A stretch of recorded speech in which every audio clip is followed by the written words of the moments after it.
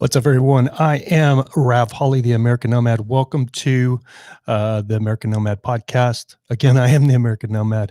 Sorry, I'm been adding a light to the set here to give my face a little bit more light. Also, was trying to get it out of. You can see I've got it still in the camera, so I spent all this time trying to get this set. Thought I had it, and sure enough, I don't. Give me just a second here.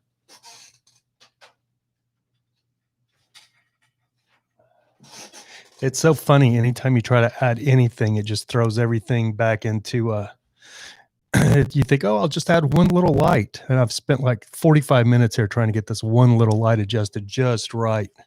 And it still isn't right.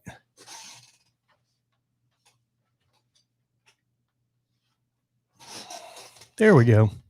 And now you can see it in my glasses. That's why I was working to get it where you couldn't see it in my glasses. So I was trying to get a little bit more light on my face, though. I felt like my face was a little bit dark. So I was trying to get a little bit more light on my face. But then if you put this light here, it ends up drowning out the background. So it's always one thing or another. Anyway, guys, we got three people in the room. Welcome, guys. I'm a little bit decombobulated today. I ended up getting into a lot of debates here about the thing that's going on in Wisconsin. I'm sure we've all heard about that. If you haven't, this is going to get the video demonetized, but I'm going to go ahead and talk about it anyway because that's what's in the news. Is the 17-year-old kid that, hey, Detox D, what's going on, buddy? Good to see you back in the room. It's this kid in Wisconsin, 17 years old, took his AR. We're trying to figure out, or not trying to figure out, we're finding out some details if I thought my stand had some dust on it. I think it's just the way the light's shining on it. We're trying to find out, or we're waiting to find out, if this kid actually took his gun across state lines, which is a big no-no for those of us that own guns. If you're a nomad, like I am, I try to abide by the laws when it comes to gun laws. Hey, Eve, English Bulldog, good to see you. I really try to abide by the laws, but that's one law that if you're a nomad, it's impossible to abide by that law, and that's carrying your firearm across state lines. I have transported so many firearms across state lines just because they're with me. My RV, or my vehicle is my home. So when my vehicle goes somewheres and I go across state lines, everything that I own goes with me. So, like I said, I try to be a law-abiding citizen. But like speeding, it's one of those laws that, you're eventually going to break, probably if you're a gun owner and you're a vehicle dweller like I am. If you're a nomad, I don't even know where that law come from. You can't transport a firearm across state lines. I know that if you get a concealed handgun permit in several states now, that there's several states that will what's the word? They will recognize your permit. So if you get I guess if you get a concealed carry, what is it? A CCR, concealed carry. I don't know, CCP. What do they call it? I've never had one. I've got several friends in Texas that have them. They're your concealed carry permit, CCP or whatever it is. If you get one that, like if you get one in Texas, Arizona will recognize that. Or if you get one in Texas, I guess Florida. There's a lot of other states that will recognize your concealed carry.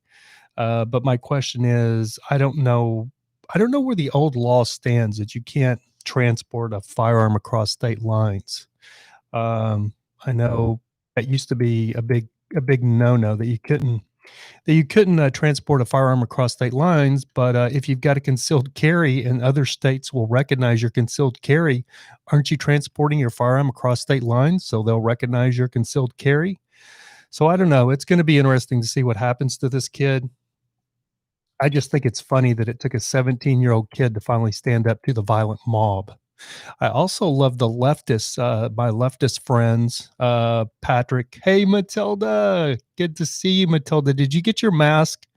I sent it out Monday. So you should have had it by now, and it had a tracking number with it. I haven't had a chance to check the tracking number, but hopefully you got it. If you didn't get it, Matilda, it's on the way. It should be to you any day now. Not yet. Mail slow. Yes, the mail slow. And in my building here, I'm missing 2 or 3 packages from the United States Postal Service. They say they were delivered, but I don't have them. I ordered a little like a little 11 by, I don't know, like a very small little dry erase board that I'm going to put right here on my wall. I'm going to put it right here on the wall with my show notes on it, because anytime I do a piece of paper, I end up taping it up somewhere. And then my vision is so bad these days, because looking at a computer screen so much, I believe, that I can't read it. So I'll put a show notes thing up there and then I can't read it. So I think a dry erase board with the show notes over here every time I'm doing a show, it'll give me a lot more structure to the show here, because I tend to ramble. And I think it will help me stay on point. There's a lot of times when I have show notes in my head and things I want to talk about, and then I start rambling and I get off topic, and then I forget about. I don't even get back to the show, the initial subject that I wanted to talk about. So I'm working on this still. It's still far from perfect. If you're watching, you know that. Matilda says, I'll check tomorrow. It should have a tracking number with it, Matilda. So I will check the tracking number and see, but it should be to you, I would say tomorrow, the latest, because you're in California too. So didn't have to go far, but the mail was behind. I think we all know that. Matilda says, had some stuff that said delivered according to tracking number, but didn't get it until 2 weeks later. Oh, you know what? Man, I didn't know that. I know the mail's running behind with everything that's going on, I guess, with the defunding of the mail service. But I've had some stuff. That's good to know, Matilda, because I have 2 things that say they were delivered to my mailbox and I don't have them. And when I gave your mask, I literally handed your mask the other day to my postal worker, and then I let her know that. So, but one is the dry erase board that it says it's been delivered and I don't have it. I was really expecting to have it today for the show and I don't have it. So hopefully I'll have it by Friday's show. But anyway, I'm still working here in the studio and still tweaking this thing and getting exactly like I want. Anybody that's thinking about doing a podcast, the one thing about doing a podcast, you think, oh, I just need this. I just need this. You'll have a list of like 5 things. I just need this. I need a camera. I need lighting. I need a microphone, maybe a mixer or a USB mic, whatever. And, and a computer screen, and I'm good. And let me tell you something, when you decide to do a podcast, you'll start out with the essentials, and then you're going to need this, and you're going to need that, and you're going to need this, and you're going to need that, and you're going to need this. And right now I'm getting very, very close to having everything that I need. I want to have guests on this show as soon as Corona starts letting up. I plan on having guests on this show. That is the initial reason I stayed here in California, so I can have guests on the show. I know I've gotten into the Zoom software. Everybody's going to hit me with that, have them on Skype or have them on Zoom. You can do that. I plan on doing that to an extent, but there's just something different about having live guests in a studio. And I know you guys probably get sick of hearing me talk, and it's nice to be able to have a guest maybe once a week, even if I only have a couple of guests a month. I do want to be able to change it up with having guests on the show. And I do plan on, since I'm talking a lot about politics these days, I do plan on having people on the show that are people that, if they're not Democrats or if they don't lean left, that they are very left, because now I'm leaning right. So I want to be able to have that dialogue, because I think that's one of the major problems today is we don't talk to each other without just insulting each other. And I'm just as guilty as everybody else. When you get on social media, you got your people that lean left, you got your people that lean right, and all we do pretty much on social media, like a Facebook or Twitter platform, is just basically insult each other and try to hurt each other's feelings. So what I want to do is actually have people in here to actually discuss topics, real topics, from politics to van life to living nomadically, to my buddy Noah, where we basically talked a lot about camera equipment, that I had a lot of my van life people that just weren't too privy to that podcast as him a guest, talking about equipment because you guys don't know anything about equipment. So, yeah, it is what it is. It's hard to talk about an interest that interests me when you guys don't know anything about it. So I'll try to stay away from the equipment topics. When me and Noah get together, we always end up talking equipment because we're both kind of gearheads. So when it comes to video and stuff like that. So anyway, what's going on right now in Wisconsin is this 17-year-old kid that took his AR to the yeah, this video is so going to get demonetized. That took his AR to the across the Wisconsin to Wisconsin, I guess from Illinois. I guess he actually lives in Illinois, and now this kid is charged with first-degree murder. For those of you that don't know, I'm going to throw this out there right now. I've had one podcast, not the last one Monday, but the one Friday that I've been able to end. I end the podcast. I fill out the information in the podcast and set it live, and it goes live. It didn't get demonetized. The first one I did was Friday. I did Monday's podcast on Monday. It got demonetized. So as soon as I end the podcast, I don't even get to go live. I mean, I don't even get to do anything with it. It's demonetized as soon as I end it. And for those of you that don't understand what demonetize means, it means when YouTube takes your money capability away from you from making money on the video. And then when they take that away, it's because something in their algorithm, they have like this electronic algorithm or bot thing that pays attention to the words you say when in your podcast. And I guess there's trigger words. And if there's trigger words in your podcast, then it's immediately going to demonetize your video so it doesn't show ads. So you have to put in a request to have an actual person from YouTube to actually view your video. So somebody has to actually sit there and watch your video and see if you said anything that goes against their guidelines to actually demonetize your video where you don't get to play ads. Every one of my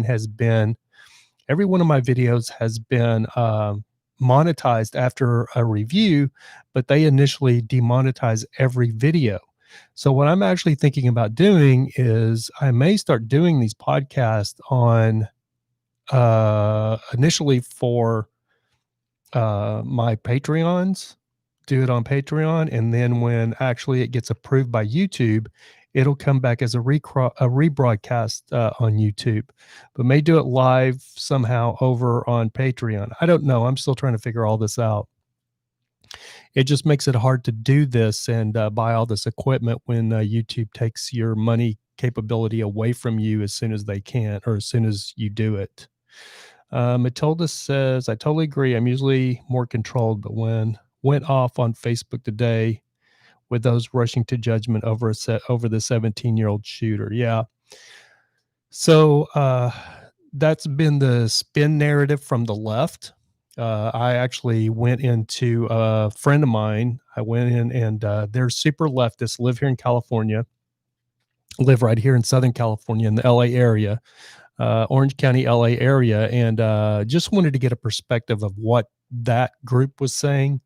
And basically what they're saying is, that he was a violent militia that went there to, he went there to kill protesters.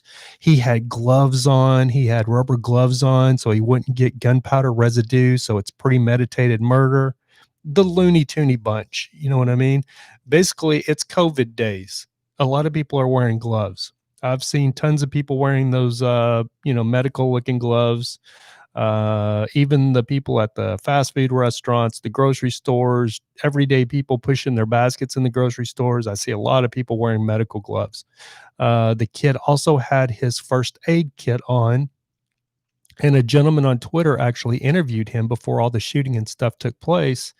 And the kid basically said, yes, I am armed. I'm here to protect this business, but I'm actually also carrying my first aid kit.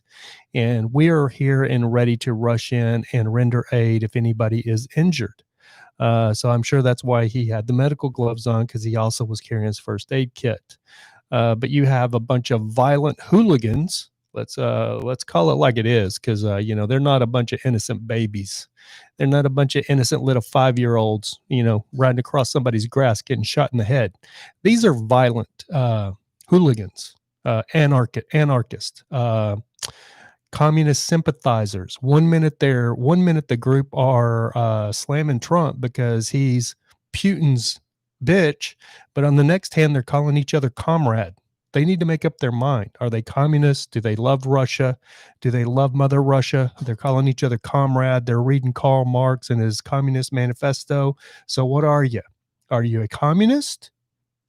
If you're a communist, then why are you slamming Trump and calling Trump Putin's bitch on one hand, but then on the other hand, you're in love with Karl Marx? Doesn't make sense. You guys need to make up your mind. But what they are is a bunch of violent hooligans. And, you know, anytime another hooligan, let's call it what it is, which is the gentleman that got himself shot in the back. Not going to say shooting in the back is the best look for police, but the guy had a rap sheet a mile long. And I'm sure they looked at his rap sheet before they interacted with him, but he had a rap sheet a mile long.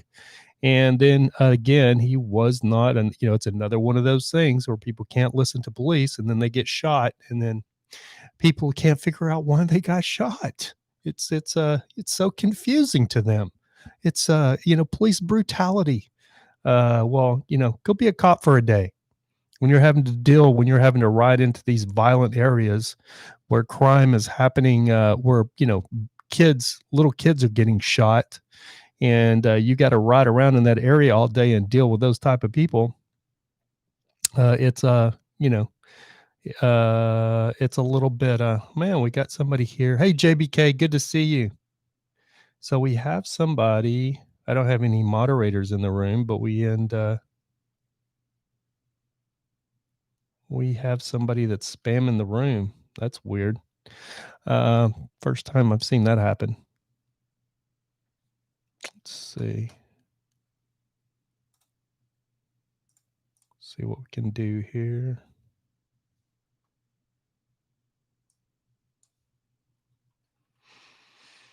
Oh, there we go. I can moderate it. Saw that the Wisconsin DOJ stayed feet. It is sad that this kid is being charged with first-degree murder. He's already been charged with first-degree murder, and they're going to throw the book at him. It'll be interesting because that Jacob Blake admitted to having a knife. Yeah, there's pictures of him there are pictures of him with a knife in his hand. He didn't have to admit anything. There are pictures with him with a knife in a hand. But you've got the violent hooligans that, you know, nobody can do any wrong because that's what they want. That's the narrative that they're pushing. That's what they want. If you know anything about Los Angeles, the crime rate's going through the roof right now. And New York, the crime rate's going through the roof. The murder rate in Los Angeles is up 160%, and it's up over 200% in New York. It's the very same people, the people that are out in the streets screaming, defund the police, defund the police, defund the police. Those are the reason they want the police defunded is because they don't want to be held accountable for their crimes. They want to be able to rob, steal, loot, burn, rape, do whatever they want to do and not have to worry about any repercussions. If you defund the police, then they can run mayhem. They can do whatever they want. Because the police will be overwhelmed, and the police are not going to be able to keep up with everything. So can you imagine? I was talking to one of my leftist friends, an Asian couple, and they were, you know, they're all on the BLM bandwagon, and then they were saying that somebody broke into their car. I can't remember what it was. Broke into their car? Was it broke into their car? And they called the police. And the police basically gave them sent them a message saying, we have no one to respond to your call right now, but if you will leave your message, since it's a non-emergency, if you'll leave a message, we will try to get back to you when we have a chance. And they were irate. They couldn't believe it. They posted this thing on Facebook. They couldn't believe it. The police didn't just run right out. They were like, what's going on? I said, wait a minute. Last week, you guys were out in the street with your signs. And if you scroll through their Facebook, just the week before, they're out with their signs saying defund the police. I said, what do you think that comes with? if you defund the police. I said, now think about this. Your car just got broken into. That's a horrible thing to happen. But what if your beautiful Asian girlfriend gets raped and you get that same message? Sorry, sir, there's no one to respond to your call right now. But leave your message and hopefully we'll have a detective that's able to get back with you about your girlfriend getting raped. Yeah, that's the initiative that they're pushing. And then you have these naive people that don't even understand that that's what's coming. But that's exactly what's coming.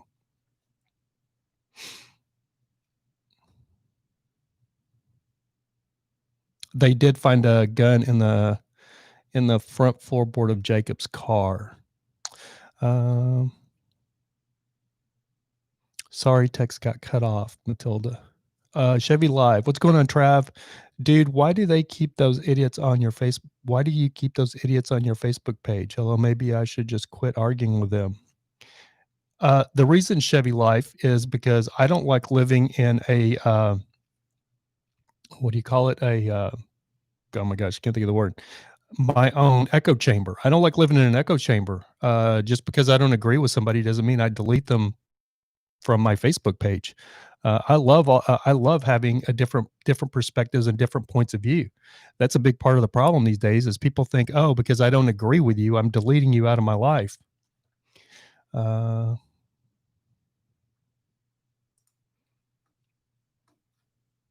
But yeah, and leftists are the biggest ones when it comes to doing that.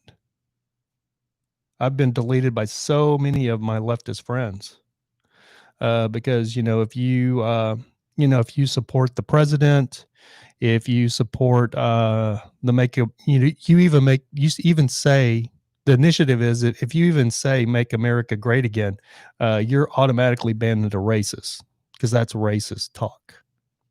What bizarro world are we living in?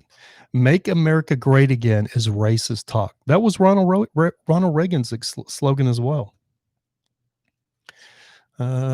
Still got the person here doing. I have somebody here. I guess I'm gonna have to block them. Hey, if you're listening, I don't know if it's a bot. It may be a bot. 2K subscribers with no video challenge. If you keep spamming the room, I'm going to block you. I've never blocked anybody from. I don't like blocking people, but I am going to block you and report you to YouTube if you keep doing that. I don't know if anybody else can see that. Can anybody else see that that post? I'm deleting them. I have somebody in the room that says their Facebook name is 2,000 subscribers with no videos challenge.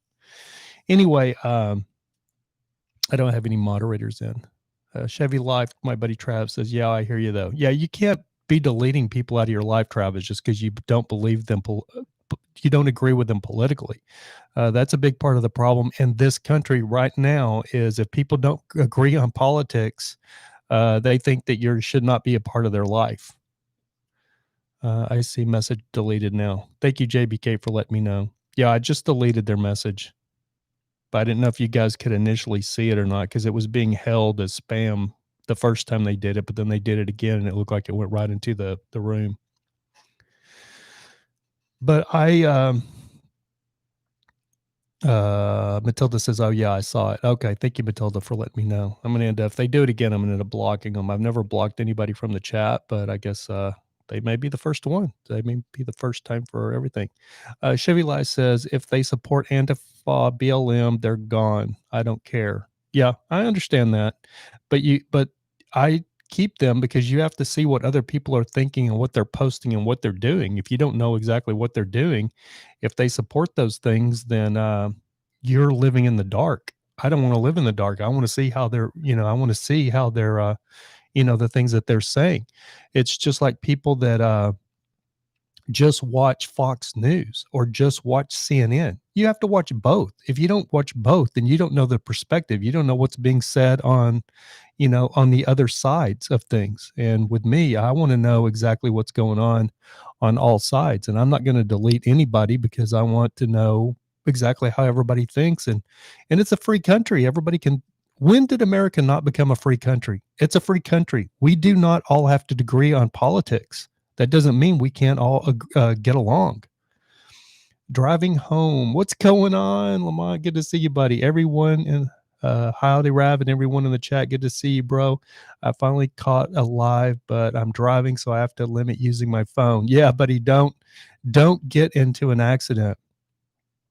And I just want to throw out there really quick, you people that, Lamont follows me on my Facebook, and I say some insensitive things to that, a lot of black people, a lot of my black friends find insensitive. And I'm continuously called a racist. And I just want to say that if you look in my chat room right now, driving home Lamont is a guy that I spent time with at RTR. And he is a nomad just like I am. And he has an amazing little box truck that he's built out. And Lamont is a black gentleman. And I think as highly of Lamont as I do any one of my friends. My friend Travis, Chevy Life, is in this room. I've known that guy. I've known Chevy Life for over 20 years. And I think just as highly of Lamont as I do Travis. They're both the same to me. They're good people. They're good friends. I don't care what color you are. Just be a good person, and be a good person. And and now we're being now it's racist if you say you don't see color. I don't try to see color. I mean, I guess people think you should try to see color. Is that the narrative now? Like, when I know people, that I see people, when I meet someone, I don't really look at them as, oh, I'm meeting this black guy, or I'm meeting this Asian guy, or I'm meeting this white guy. I look at it as a personal interaction, and then I judge the interaction like, oh, this guy's a shady piece of POS. Yeah, I don't trust this guy. As a matter of fact, let's hit something today. I was parked a street over from here, had my windows covered up, had a white guy, young white guy, probably looked like he's about 23 years old, come and knock on my door. And in LA, what they do, it's the people it's the freaking, it's the drug head thugs that do these kind of things. They'll come and lightly knock on your vehicle. They just lightly knock, and they want to hear if there's any stirring in the vehicle, because that's what they do to break in. They lightly knock, and if they don't hear anything, then they'll wait, and they'll go sit down, and they'll scope the situation out. And if they come to a point where they think there's nobody there, then they come break in. And that's when they find my shotgun in their face, like this close to their face. But that's what they do. And this white thug, because that's what he was, and dude, I don't care what color you are. A thug's a thug. And this white kid comes, knocks on the door, and then I watch him, and then he goes across the road, goes across the street, and he sits down, and he's got his bicycle. Some homeless 23-year-old thug. He's got like long dreadlocks, not wearing a shirt, kind of jacked, sits on the curb. I started to take a picture of him. He sits on the curb, pulls out his meth pipe, and starts smoking meth. I have no patience for those people. In my opinion, he's a drain on society. I keep getting people telling me on my Facebook page that my moral compass is so far pointing south. That kid's a drain on society. He's 23 years old. He could be out getting a job, being a regular citizen.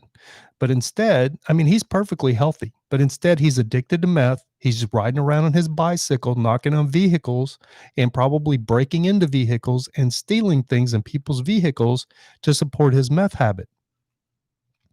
I would have shot him. If he would have broken into my truck, I would have shot him, and I wouldn't have any qualms about it. The only qualms I have is having to deal with the legal ramifications of blowing his head off.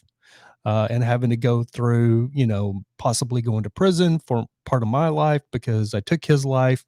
But, I have no qualms about that. If you're going to be a piece of crap, and that's the kind of person you are, then with these violent hooligans that, got themselves shot by that 17-year-old, I have no sympathy for them whatsoever. Wade, what's going on, buddy? Good to see you, Wade. As the folks in these cities move out, it's our job to welcome them so they can correct their ways, so our safe cities don't become like the cities they left.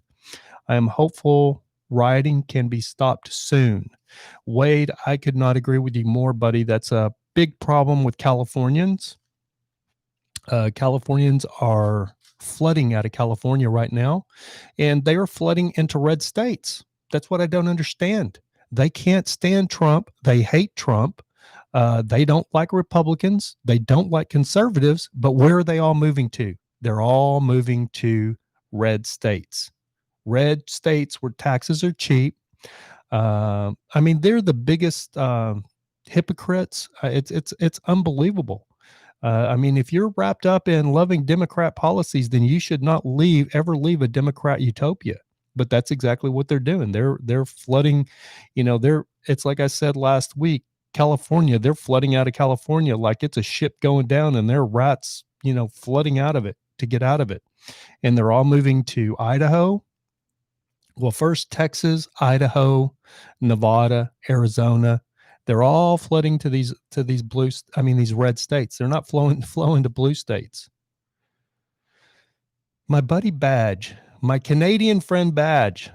That's a funny thing is the Canadians, we're south of them, and they have to put up with all of our nonsense of everything that's going on here is affecting them, and they're pretty much Badger comment got hidden. Let me look at it here. There's so much stuff going on. I am glad I'm staying in Canada this year. Sorry. I proved your message there, Badge. Hey, Badge, I agree with you, buddy. I don't blame you. If I was Canadian, the United States, if we don't get it together, we will be, I've been saying this for over a year now. If we don't get it together here in the United States, and I don't know what it would take to actually bring this country together, because it's just becoming more and more divided. It started under Obama, unfortunately, and now it's gotten worse under Trump.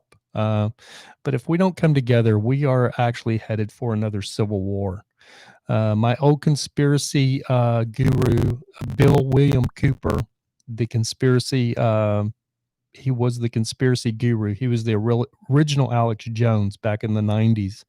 Back in about 95 or 96, he used to just do radio. This was back before video. So he only had like a radio show that I used to listen to. And he used to talk about the coming civil war, the next civil war in America.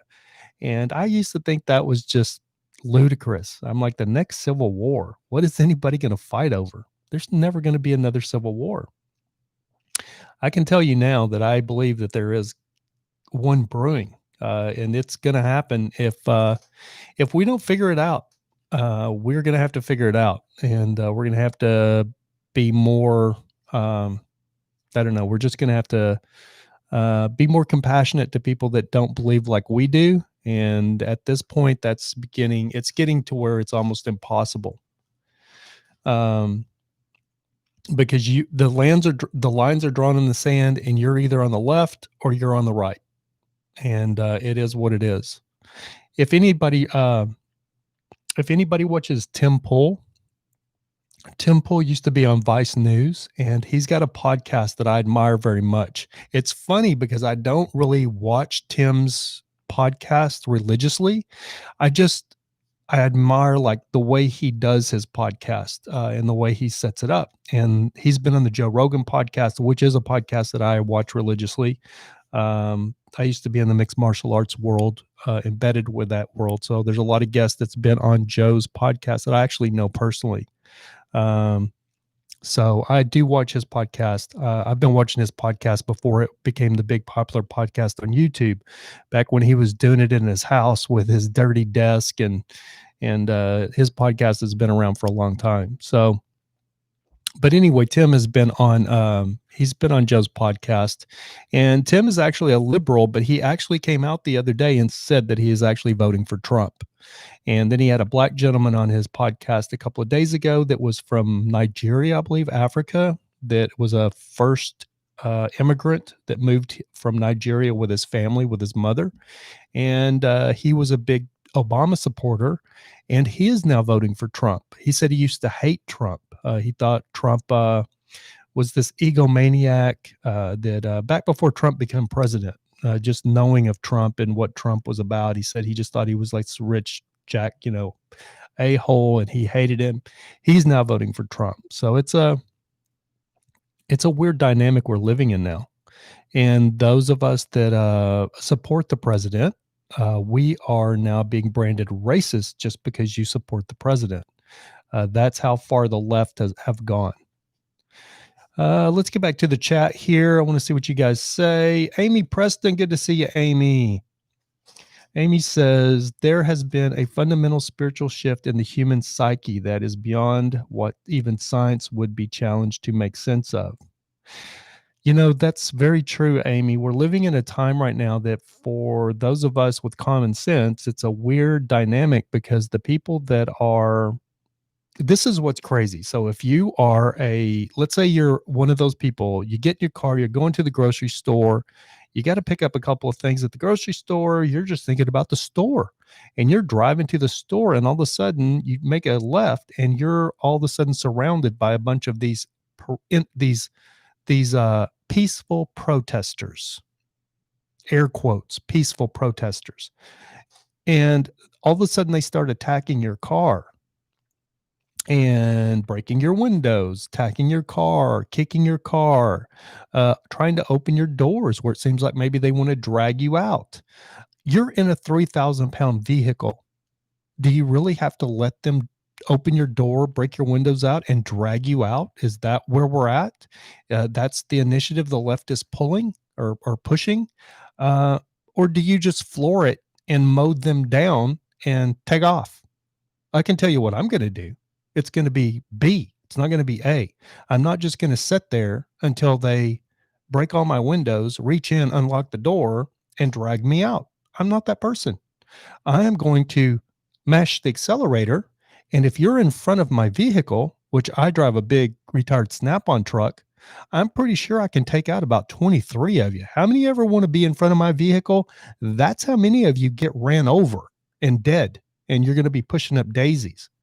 But the initiative that the left is pushing is the person that's being attacked in the car that ran over those violent thugs. That's the person that is the violent, that's the person that is the perpetrator. It's just this bizarro world that we're living in. I mean, it's incredible, the mindset that is out there these days. So that is, I actually have Daryl Stipe, people that are on my Facebook page that literally believe that if somebody's being attacked in their vehicle and that person flees for their life and runs over people in the process, that those were peaceful protesters that were peacefully protesting as they violently attacked somebody in their car. And then Daryl literally gets upset when those people get ran over and killed. And he says my moral compass is off because that's murder. The person in their car just murdered those people.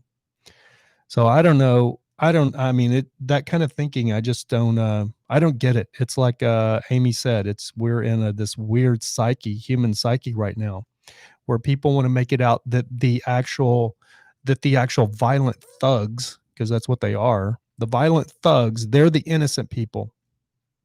The ones that are attacking innocent people in their cars, they're the innocent ones. It's the person that was just trying to go to the grocery store and get get a few things. They're the violent criminal that, had no idea what they were turning into. Sumner Travels, what's going on, girl? Good to see you. America will never be destroyed from the outside. It will falter and we will falter and lose our freedoms. It will be because we destroyed ourselves. Very, very true, Sumner. And I believe that's, unfortunately, if we don't figure it out, that's where we're headed. And when it comes to our enemies, like China is really our biggest enemy right now. People say Russia that are on the left, but right now our biggest adversary is China. And but even Russia too. I mean, any communist country, anybody that thinks a communist country is our friend, you need to reevaluate what you're thinking. There's no communist country that's our friend. We're a capitalist country. Yeah, we're trading partners in the world, but they're not our friends. So Russia, China, especially, their wet dream is for the USA to falter. And right now, that is where we're headed if we don't get it together. And from the looks of it, it's just getting more and more divided because I don't see anybody. what's the word, requiescing? That's not the right word. I don't see anybody changing their thought process to basically come together. But that's why I don't delete people, because people don't have to agree. I mean, there was a time when people didn't agree on politics and people just went about their business. They didn't think too much of it. Badge, my buddy Badge, everybody needs one, says, I wish BLM, let's see, what did Badge say? It just scrolled on me. I wish BLM people get a new name. They're cutting into my camping places. BLM, yeah, exactly. I said that on probably 3 or 4 podcasts ago, Badge. For me, the BLM is going to always be the Bureau of Land Management here in the United States. They've been the BLM for years, and they take care of all the public lands. If we're going to be staying out on public land, we have to deal with the BLM. So now the BLM has been hijacked, and now it's the whole other BLM. Travis says him and a few others are the ones that drive me nuts. Yeah, I know. Same. But I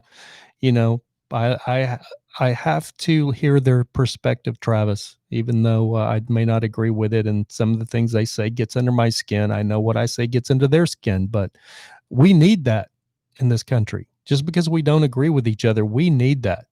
And one of the main problems with social media that I see with social media is causing this divide, is because if you don't agree with somebody, you just delete them right out of your life. I have people that I considered some of my best friends in the world. One of my very, very best friends here in California. He's a super leftist. I never knew how left he was, because when Obama was president, he never talked about politics.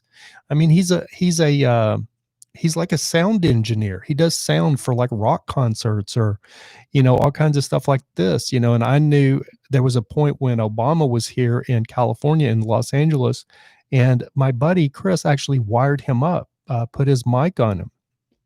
And I remember Chris all gloating, and he was so proud to do that. And hey, I didn't say any, even though I was an Obama supporter, I didn't say anything about that. I mean, it was his moment. He was proud to do that, and I had no problem with it.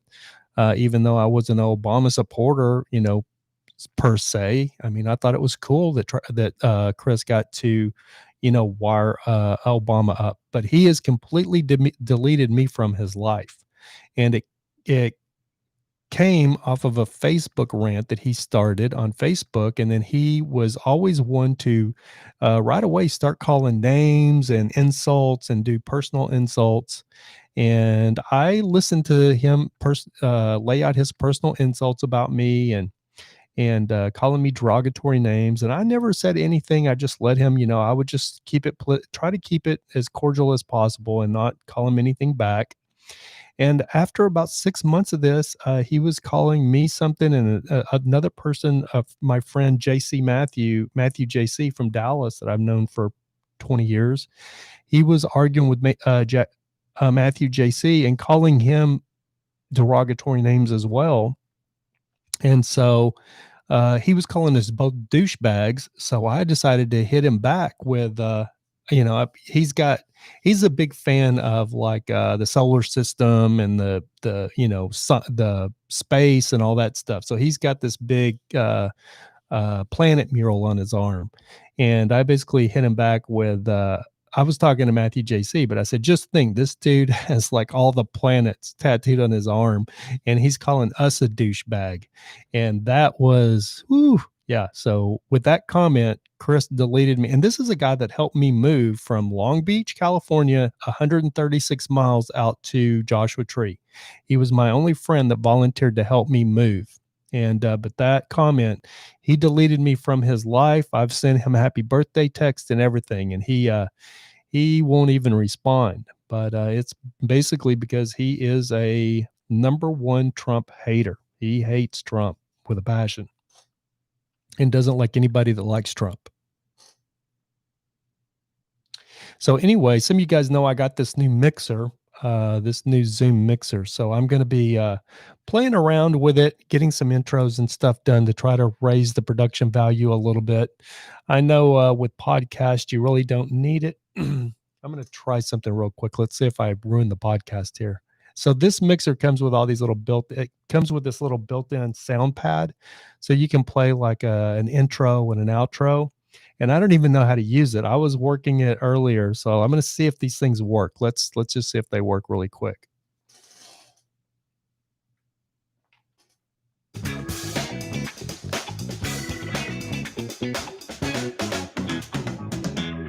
Did everybody hear that? Let me know if you heard that, because I don't know if I've got it set up right where you can play this stuff. But it's got this little sound pad, so you're supposed to be able to play these things. Yeah, you heard it. Thank you, guys.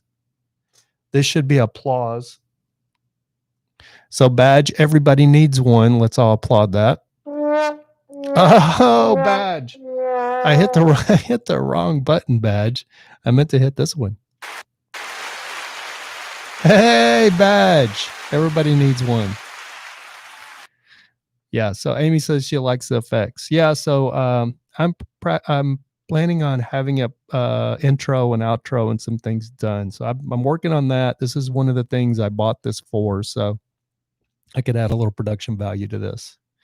Badge says works good. Thank you guys for letting me know. I was actually watching a YouTube video to learn how to work this thing before the podcast started, so that's why I was a little bit didn't have everything together today when I got ready to go, but I'm glad the effects work. There's about 6 of them. Let's see what this one is. Ah, I like that one. And this one? Oh, I did that one already. And then we have this one. And then this one. Yeah, those are the built-in sound effects that come with it, but I'm going to have some of my own done. I just have to figure that out too. But anyway, yeah, how's things going up in Canada, Badge? You guys, I bet you guys are really watching what's going on down here south of you guys, like just shaking your heads. Is it, I know a couple of my Canadian friends have also deleted me as well. One that I've known since the late 90s. Who's a photographer that I really used to respect his work and stuff. And I noticed the other day that I'd been deleted off of his, or he's gone. I don't know if he deleted his Facebook page or if he just deleted me as a friend, but I don't have him anymore I don't have him anymore on my Facebook page. So I know Canadians are really being affected by what's going on down here as well. Amy says she likes the effects. Matilda, she likes effects. Thank you guys. I appreciate it. Yeah, that's one of the reasons I wanted this new Zoom soundboard, because you can do things like that. The other soundboard I had was mostly geared towards, it was basically a mixer for musicians. I'm not really a musician. So basically this soundboard is built, it'll work for musicians, but it's really geared towards podcasters. So you can do a podcast show. We got 11 people in the room. We got 7 thumbs up. Thank you guys so much for joining me here again on another episode of American Nomad. I am the American Nomad, Rav Holly. I think everybody knows that. But anyway, it'll be interesting with this kid in Wisconsin, because I've seen the video. I've seen pictures of them just stomping on him. And everything I see points to self-defense. And eventually, once it goes to court and everything, I think he gets off on self-defense. And a lot of people are not familiar with that area. I think it happened in Kenosha, Wisconsin. Am I correct there, or was it Oshkosh? I think it was Kenosha. And I have been there many times. I've been all over Wisconsin. And one thing I can tell you about Wisconsin is there is a large Black community in Wisconsin in these different towns and cities, but it's a very, very white town. So it'll be interesting to see what happens when this kid goes to court. And it's either going to go one of 2 ways. It's going to go either one way. It's going to go, he was fighting for his life and it was self-defense, or you're going to get a bunch of BLM sympathizers that think what he did was outlandish and murder. And it'll even depend on the police department. It's going to depend on the mentality of where they're at. And even if it was in LA, let's say this happened in LA and it was LA, I can tell you in LA that from the mayor the governor of California, the police department, everybody, even though they're being defunded, the police department, they're going to jump on that bandwagon, and they're gonna just fry that kid to make an example of him. They're going to just they're going to use him as a you know of what, this is what's going to happen to you if you stand up against the mob. They're just going to just persecute him to no end. If this would have happened in Los Angeles, they will use him to make an example to teach anybody else that's thinking about protecting their property or doing anything against the violent mob. If you stand up against the violent mob, we're going to put you in prison for the rest of your life. And so that's the way it's going to go in Wisconsin. And it's either going to go one of two ways. And it'll depend on the mindset of those people in charge there in Wisconsin. And I can tell you that part of Wisconsin is a very white bread. I mean, you got to think Green Bay Packers. You go to the Green Bay Packers Stadium when the Packers are playing there in Green Bay. The majority of the black people are going to be playing on the field. Let's just put it that way. Not to sound too racist, but it's not racist. It's the truth. Wisconsin is a very, very white state. But there are black communities in these towns. And it's so funny because everywhere in Wisconsin that I've been, back in the 90s, most people don't know this. In the late 90s, early 2000s, I had a company and I went all over the United States, and my company serviced Sally's Beauty Supplies. So Sally's Beauty Supply has a large urban following because a lot of urban. So there would always be Sally's Beauty Supply in these urban areas. So they were all over Mississippi. I used to take care of the ones in eastern New Mexico, Mississippi, Michigan, Wisconsin, Minnesota, Montana, Wyoming, New York, and then all the states up around New York I had at one time, which was, I can't even remember how many states. It was New York, Massachusetts, Connecticut, New Hampshire. I didn't have Delaware. Let's see, New Hampshire, Maine. I'm leaving out some states. Connecticut. I think I said Connecticut. So I had all of these states up there that Sally's Beauty Supply. So I took care of over 300 stores. My company took care of over 300 stores in those states. So I've seen this country. I've literally been in every little nook and cranny.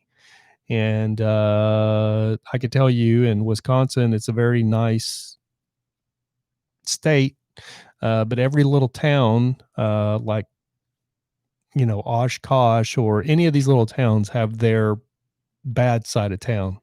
And I'd always have to venture in because there would always be like a Sally store there or a professional store like Ace Beauty, which Ace Beauty Supply was a professional store that was bought out by Sally's Beauty Supply. That used to be, Ace was bigger up on the East Coast, like in New York, but Ace Beauty Supply was this beauty supply chain that you could only shop there if you were a licensed beautician.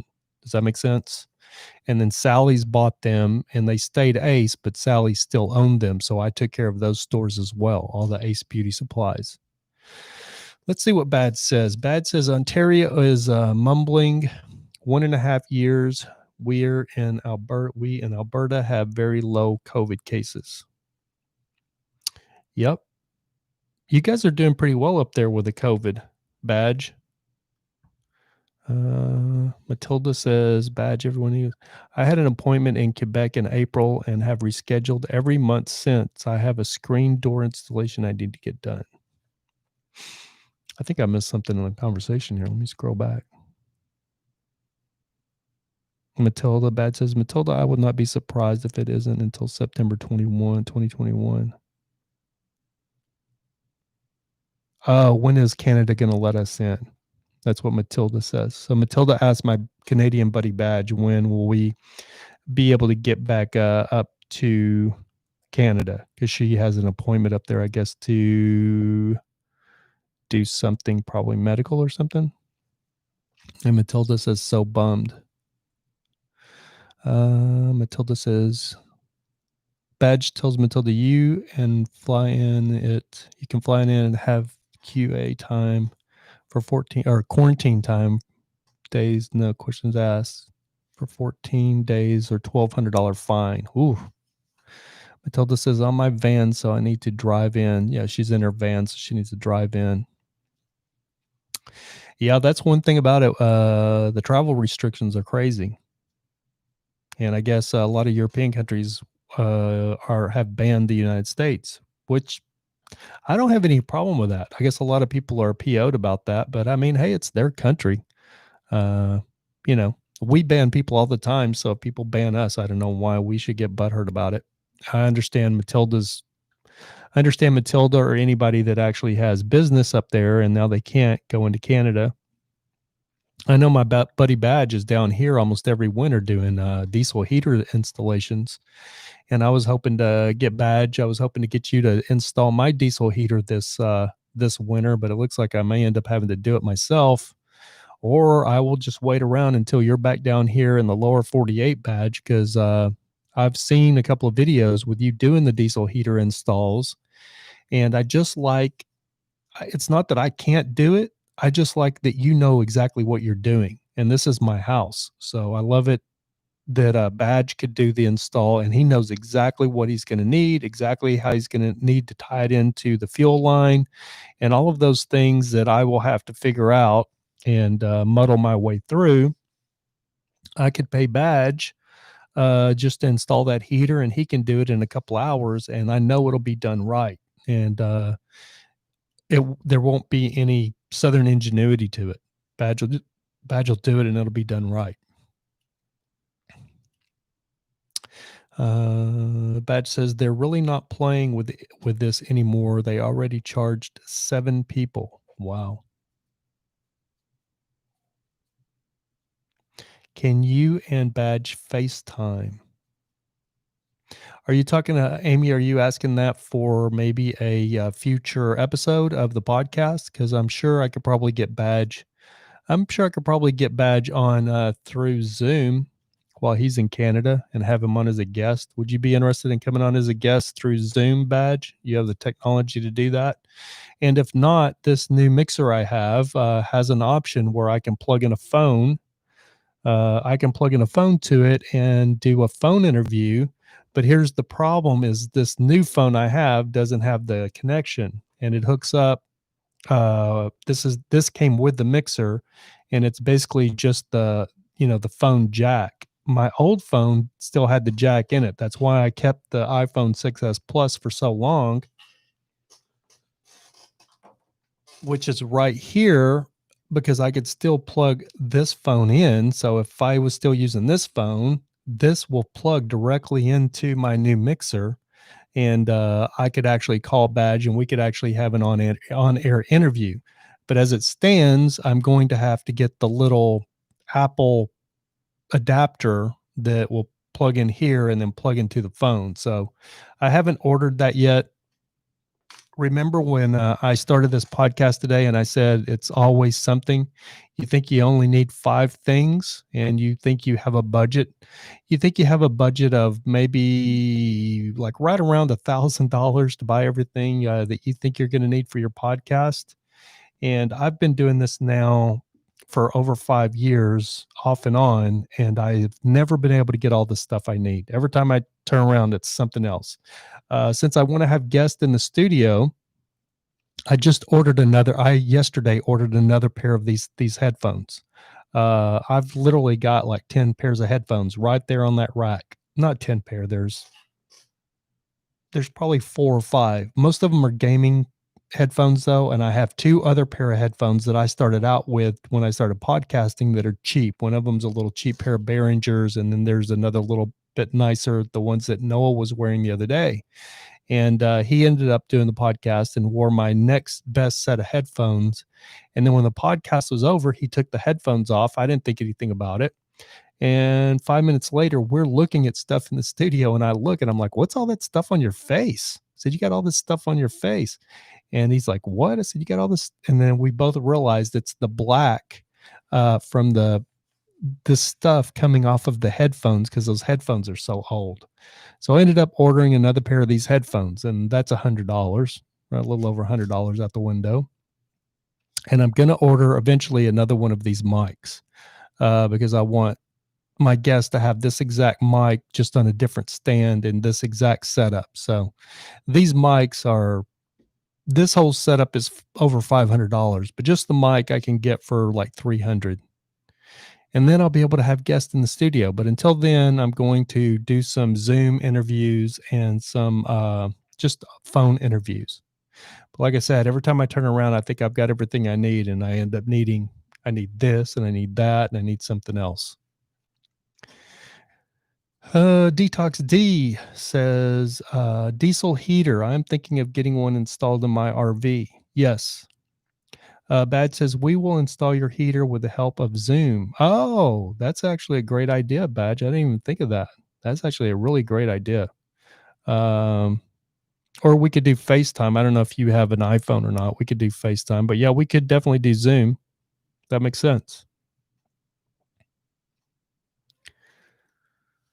Let me scroll back up a little bit. I missed some chat.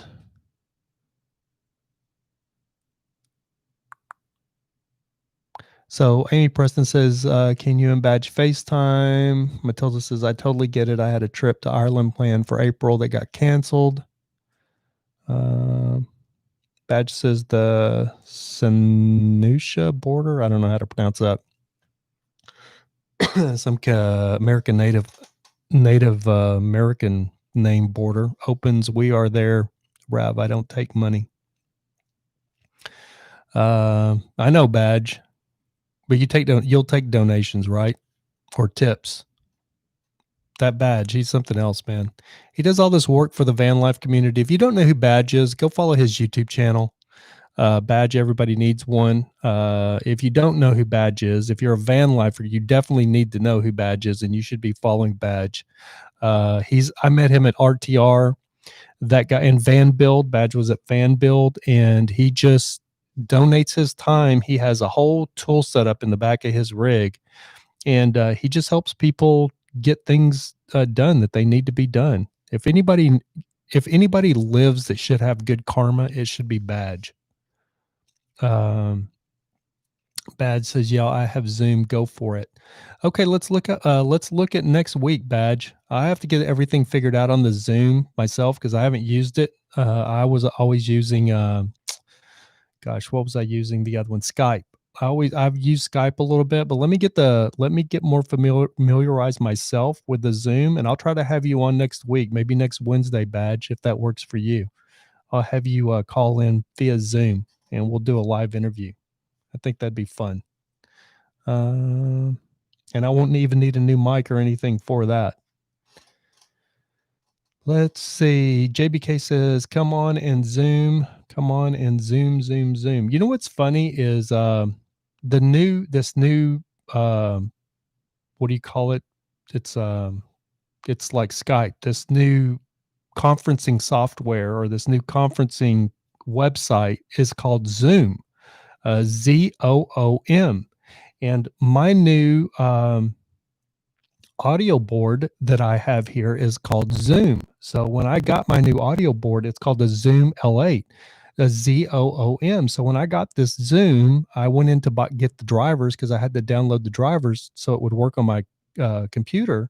And as soon as I typed in Zoom into the Google search finder, it brought up Zoom, the new software that everybody's using for FaceTime. So it's so weird that Zoom, because these Zoom instrumental boards, or Zoom is an audio company, the original Zoom, and they've been around for years and years. So it's so weird that to me that this other Zoom interface or people can conference each other has just gotten popular in the year. At the original Zoom hasn't tried to sue them or something for trademark violation. But anyways, Badge, let's try to get you on Zoom next week. JBK says, I was making an obscure reference to that 70s show. Oh, I haven't seen that 70s show in so long, JB, but it's one of my favorite. My buddy Danny Masterson, he's one of the ones that's gotten canceled, and there's been 2 or 3 rape charges against Danny. I've hung out with Danny in Vegas, and we had a great time, and nobody got raped. But he's going through a lot of turmoil right now. I haven't reached out to him. I haven't talked to him in a few years, but yeah, it's he's one of them that's gotten canceled by the cancel culture, and I guess LAPD actually did file charges, legit rape charges against him. So I loved him on the set on that 70s show, and like I said, he's a friend of mine. I've hung out in Vegas with him, and he just seemed like a good guy. But you just never know who people are. In there, you never know what people are capable of or what they actually do. When I first heard that there were rape allegations against him, I really didn't, originally I really didn't believe it, but then it came to be like 3 different rape allegations against him.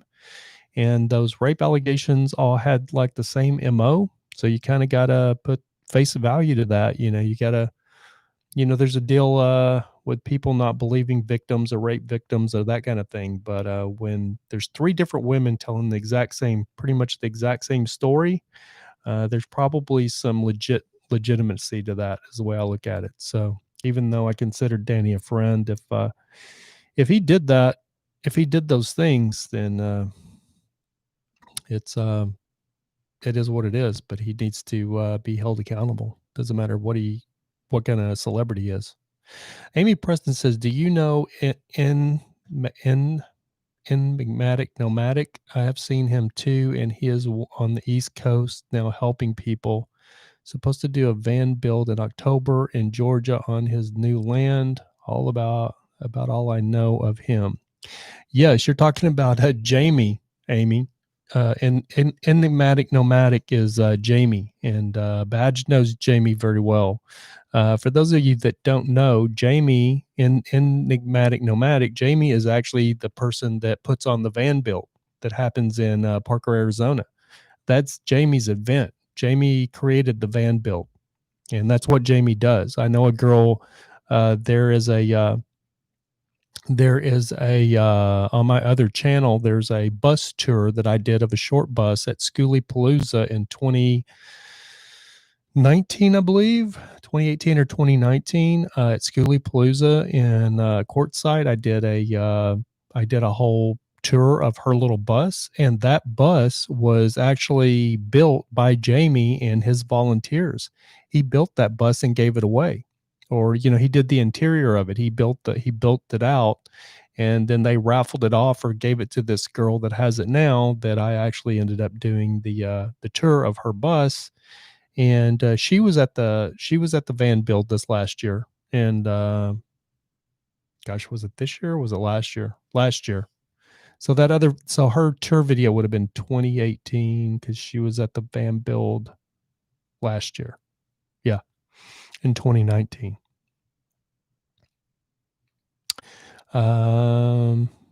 Let's see. Badge says we are on Wednesday, no problem. Another one is StreamYard's awesome. Oh, StreamYard. I haven't looked at that one. I have to look at that one, Badge.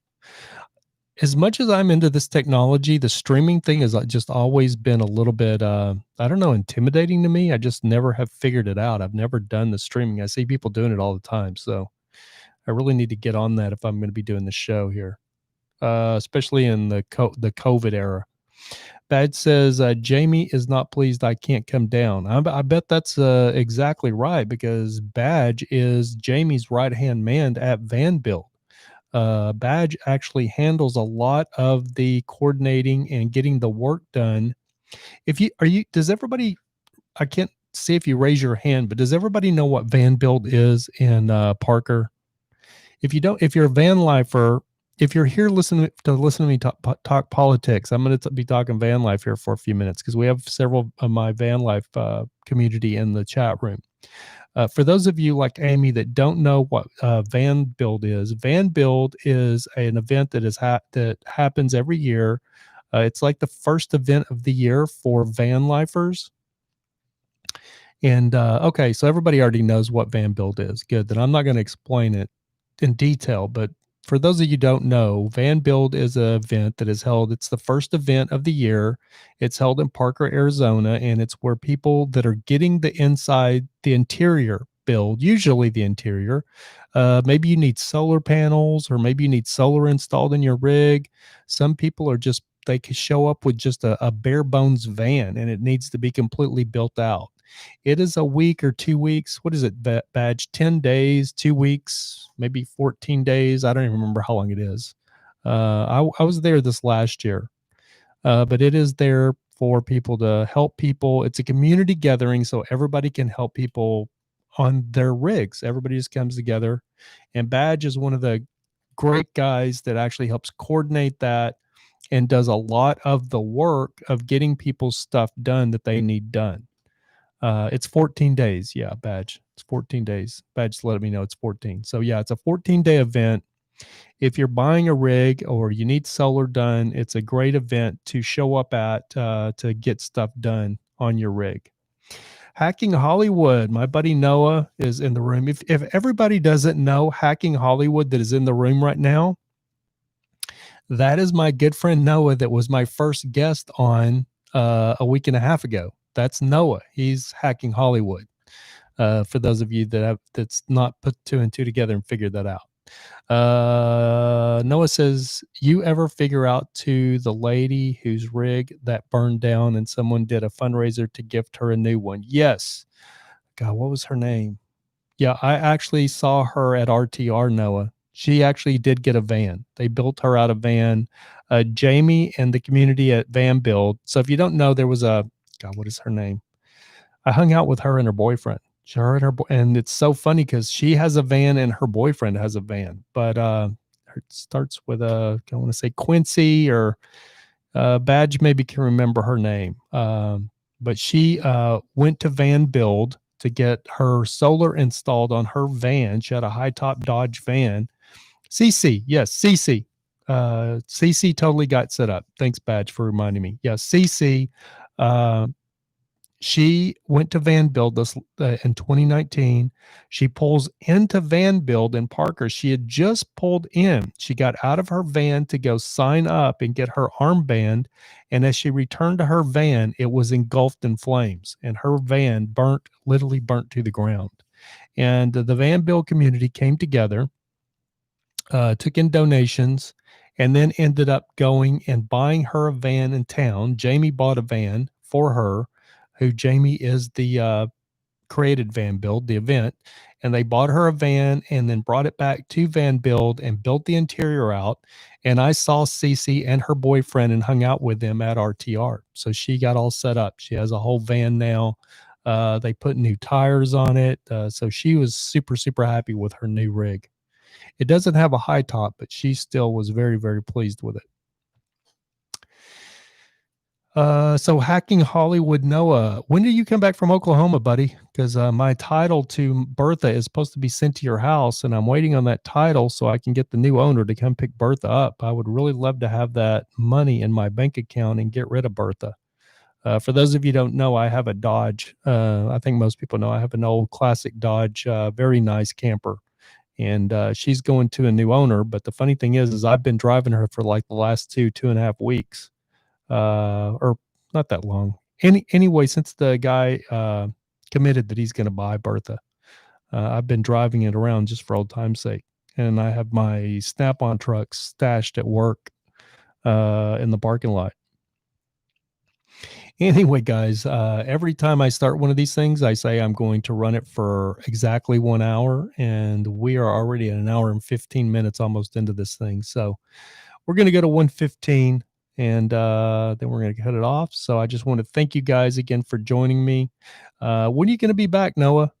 Just wondering, so you can check that mail. Hopefully the title to Bertha's in there. I had to have the title changed after she got towed to get her out of tow because I hadn't changed the title. She never had to pay a penny. Yes, Bad, you're exactly right. So CC, when all of that happened to CC and her rig burned down at Van Build, and they basically, Jamie and the community gifted her a new rig. She didn't pay a penny for it. The community came together, went out, bought her a new van, built it out, put solar on it, and got her all set up in a new rig. So when she left Van Build, she was in a completely new rig.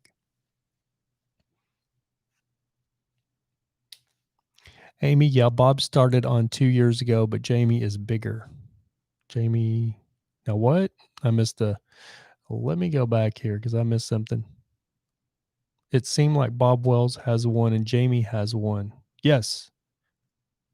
Badger, are you saying Jamie's is bigger? Because that's not true, buddy. Um, for those of you who don't know, I think most people don't know, except us old school. I know Badge knows. Us old school van lifers will know this, but most van lifers or the people that keep up with the van life community actually does not know this. But Bob Wells, Jamie was first. Everybody thinks Bob Wells was first. That's not true. Jamie and Ignomatic Fanatics, Jamie was first. And then Jamie brought Bob Wells in because Bob Wells had been on a documentary. What was that documentary called, Badge? There was a documentary that was called, it might have been called American Nomads. No, that's a new documentary. But there was an old YouTube documentary that's got probably almost 1 million views or maybe more than 1 million views. And it was one of the first van life documentaries I ever saw. Oh, yeah, Without Bounds. Yes. Thank you, Amy. So that old documentary, that old van life documentary, Bob Wells was on there, and he was in a pickup, I think, at the time with a trailer. He still pulls Outward Bounds. Yeah. He still pulls around a trailer behind his van, but I think he was in a pickup with a camper at that time. I haven't seen that documentary in years. That documentary came out, what, 6-7 years ago, if not longer. But that was the first van life documentary I ever saw, and Bob Wells was in that. And then it was funny because I didn't even realize when Bob Wells got started on YouTube and started growing his popularity on YouTube, I didn't even put 2 and 2 together and remember that or think that Bob Wells was that guy that was in the pickup, was the Bob Wells with the YouTube channel. It took me a couple of years before I even I was like, oh my gosh, I didn't realize Bob Wells was the guy that was in Outward Bound, the documentary. But anyway, back in the day, Bob and Jamie has the van build. Bob has RTR, Rubber Tramp Rendezvous, which is the Mecca. Rubber Tramp Rendezvous is the Mecca for van lifers, or it was. I say, I don't know what other van lifers say, but I actually say RTR jumped the shark in 2020 this year. I don't know how it's going to be in 2021, but I know the event here in 2020 this year in February, it just didn't have that same mystique to it as it did in 2019. Yeah, the Messiah of the Nomad community. Yeah, that's Bob Wells. He's become the Messiah of the Nomad community. Everybody knows who Bob Wells is. He's the Nomad Messiah or guru. But most people don't realize that Jamie and Bob Wells started out together. I think I could be mistaken on this. Don't hold me to the facts. I'm just giving you my perspective of what I have read and what I think and what I've been told. But it works somewhere like this. And it's either Jamie had his channel, Enigmatic Nomadics, and brought Bob Wells in, and then they were going to jointly do a YouTube channel together about van life. Because Jamie already had a pretty popular van life channel. His channel was already 20,000, maybe 30,000 subscribers, I think. And so Bob came in, and they were going to work this channel jointly as a team. And somewhere along the lines, that went south, and they ended up. I don't know if they had a falling out. I don't know. I've heard that there was drama. I don't know the specifics. All I know is Jamie had announced that Bob was going to be on the channel, and I think they did some videos. And next thing, Bob has one of his first videos was saying that him and Jamie were still friends, but they had just decided to split and go their own ways. But at that time, Jamie was the Messiah of the van life community. Jamie had a little four-wheel drive, I think it was gold, a four-wheel drive gold Astro van. And Jamie was the guru of van life. Jamie was the man. Bad says, so thank you, Noah. That's really disappointing, but it is what it is. So thank you, buddy. But Bad says Jamie helped Bob make his videos. Then they had a difference of opinion. They separated. Yes. So Bob didn't know anything about making YouTube videos, and Jamie was already making YouTube videos. And Jamie was pretty much one of the only ones out there that was doing instructional YouTube videos about doing like building stuff in your van. There were several other van lifers out there, RVers like Nomadic Fanatic, Chris Penn from Chris Travels at that time, who now owns Off Grid Schoolie and Tiny House Tours. Those guys were two of the originals, but they were, Nomadic Fanatic was just doing his vlogs, and Chris Penn was, just kind of showing his travels. But Jamie was already doing like instructional videos, like this is how you put a water tank in a van, or this is how you build a bed in a van. And so Jamie was the first one that I know of that was doing those type of videos. And Bob didn't know how to do videos. So Jamie brought him in and they started doing videos together. And then they had a separation and went their own ways. Bob started his channel and Bob blew up and passed Jamie, and Bob has now become the probably #1 van lifer that's on YouTube. And the rest is history. And we were at 120, and I said we were going to get a 115.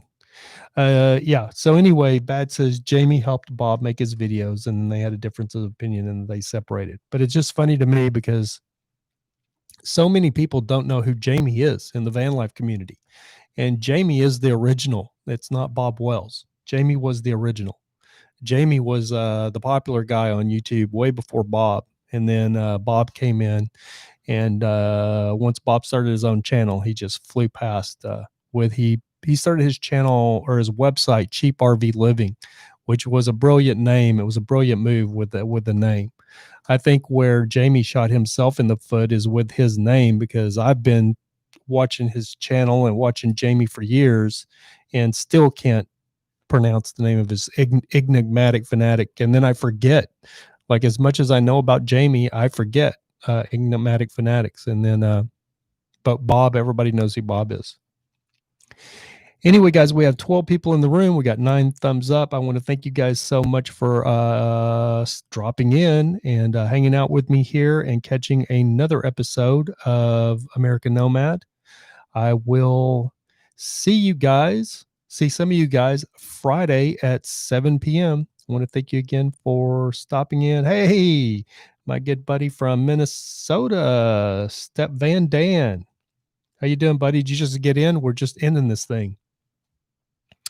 Badge, everybody needs one, says this is awesome live stream. I've enjoyed. Thanks, Rav. Yeah, we do.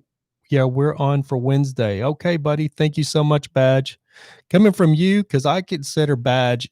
Badge is gonna listen. I know Badge, and he's gonna have a fit right now because I'm gloating on him.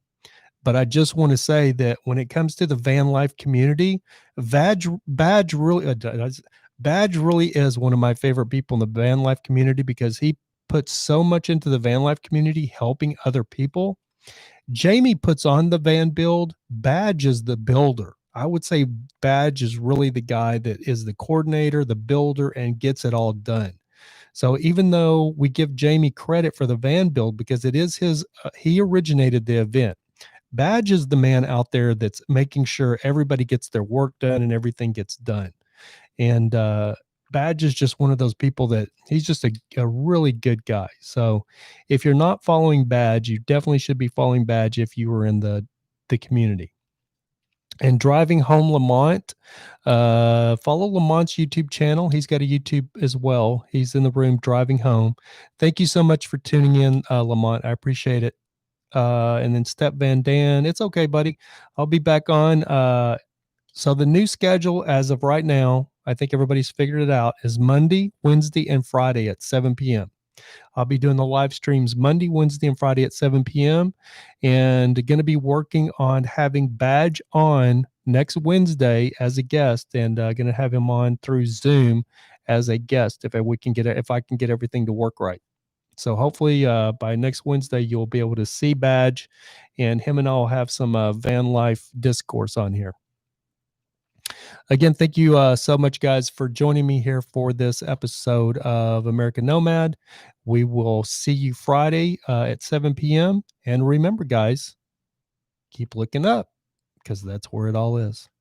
Peace.